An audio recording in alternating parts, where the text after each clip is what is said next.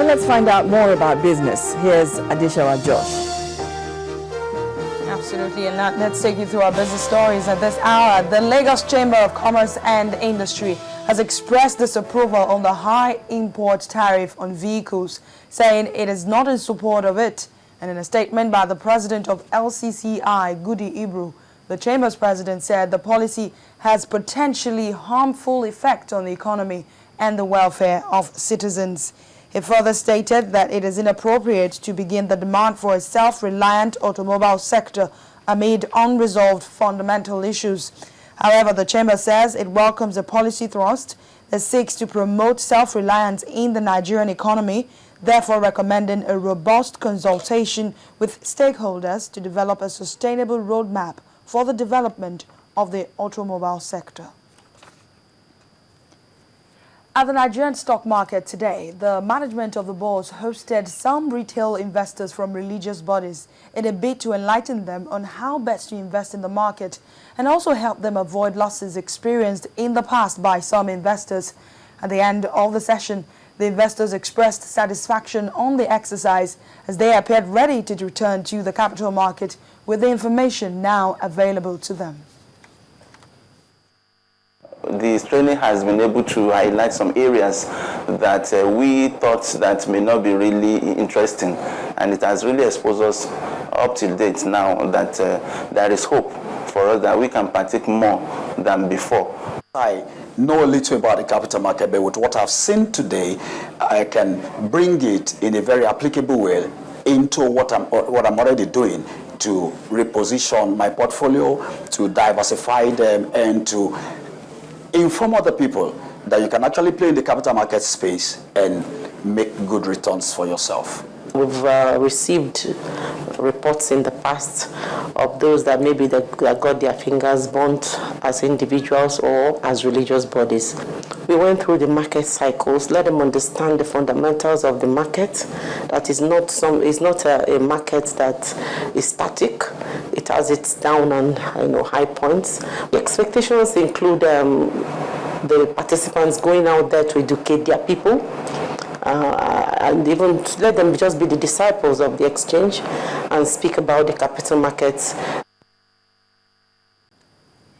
Well, still at the exchange, the bears returned to the Nigerian equities markets today as investors clutched gains and down by 0.22%. Market capitalization now stands at 12.45 trillion naira. Loretta Chiogo tells us more.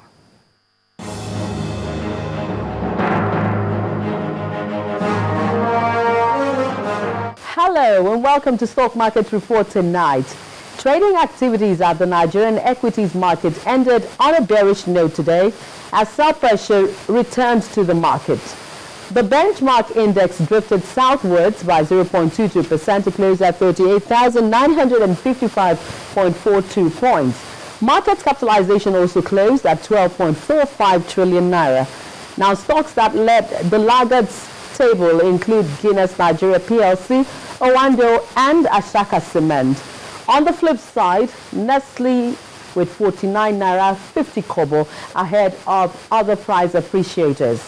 Major contributors to market turnover include Zenith Bank, Unity Bank and Transnational Corporation of Nigeria.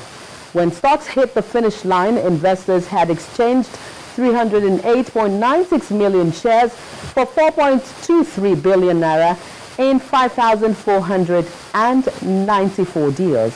And that's the stock market report tonight. I'm Loretta.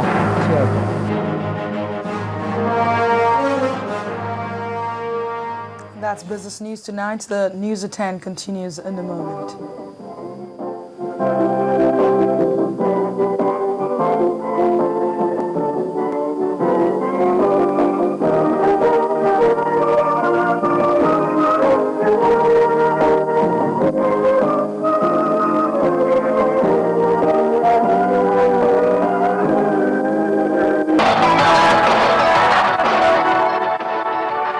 Let's catch up on sports news now. Here's Charles Eruka. Well, thanks, Bimbo. Welcome to Sports News. We'll begin with golf, and Christopher Obije and Busola Ladipo have emerged overall winners in the men and ladies categories of the maiden edition of the Genesis Sojourners Golf Tournament. The competition is sponsored by Fidelity Bank, and the managing director, Reginald Ihejahi, says the bank is delighted to be associated with the development of golf in Nigeria. Sports correspondent Austin Okonakpan reports. The competition features players of Ikeja Golf Club and other invited guests. For the golfers, it is another opportunity to try out their skills on the course. Taiwo Jada is the deputy manager of corporate banking at Fidelity Bank. He took part in the play and explains why the bank is involved in the development of golf. It's not limited to golf. We've seen Fidelity Bank sponsor even their staff in the bankers game, and we won a lot of gold in the sprints, field and track events. So for Fidelity, it's a total package for us. After play, it was time to relax and reward the winners.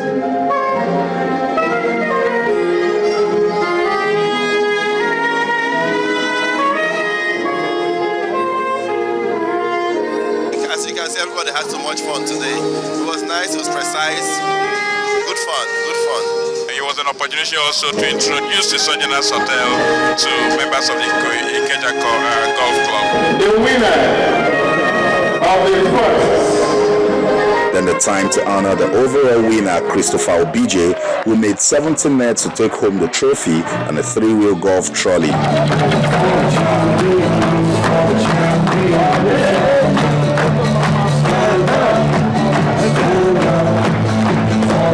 I wish they should capture the young ones.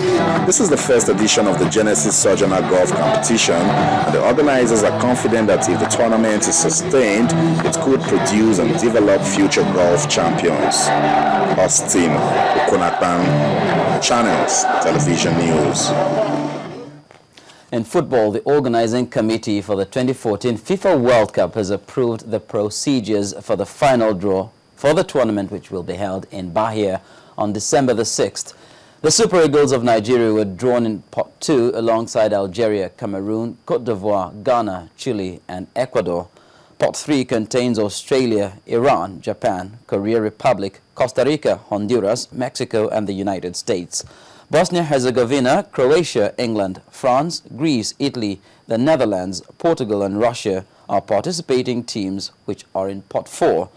As already announced, the seeded teams based on the October rankings are all in Pot 1.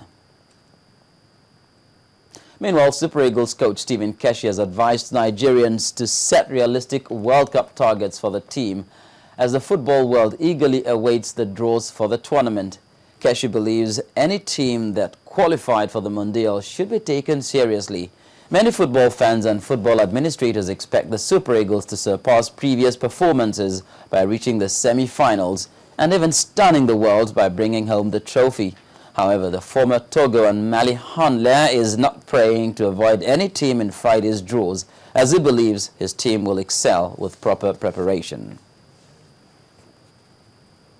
In Europe, UEFA President Michel Platini says the choice between Lionel Messi, Cristiano Ronaldo and Franck Ribéry for the Ballon d'Or is the most difficult in the history of the trophy.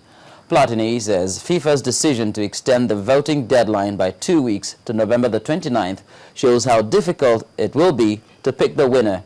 The 3-time Ballon d'Or winner is of the opinion that either André Iniesta or Xavi Hernandez should have edged Messi for the 2010 trophy after helping Spain win its first World Cup in South Africa. The Ballon d'Or will be awarded on January the 13th. That's it on Sports News. It's back to Bimbo with the rest of the news at 10.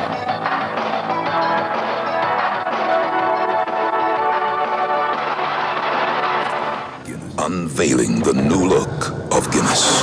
Discover a colorful world of more. And now let's take our foreign story. A prominent figure in North Korean politics, Chang Song-taik, has fallen from grace. South Korean media reported that the powerful uncle of North Korean leader Kim Jong-un lost his position as vice chairman of the North's top military body. 2 close aides were also executed for corruption. If confirmed, analysts say Mr. Chang's removal would be the most significant upheaval in North Korea's leadership since Mr. Kim succeeded his father. Kim Jong-un took over after Kim Jong-il died in 2011. Mr. Chang, who is married to Kim Jong-il's sister, was seen by some observers as the power behind the throne, with considerable influence over the new leader.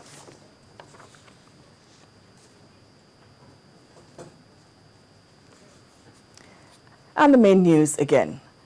The federal government has shifted ground on the deadline for ASU to end its industrial action, extending the ultimatum to December the 9th.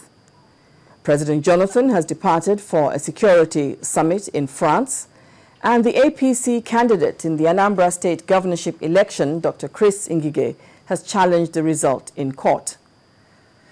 Well, that's all on the news tonight. Thanks for staying with us. Let's now leave you with the picture of the day. A family of 10 who rode on a bike in grand style. I'm Bimbo Lady. Bye for now.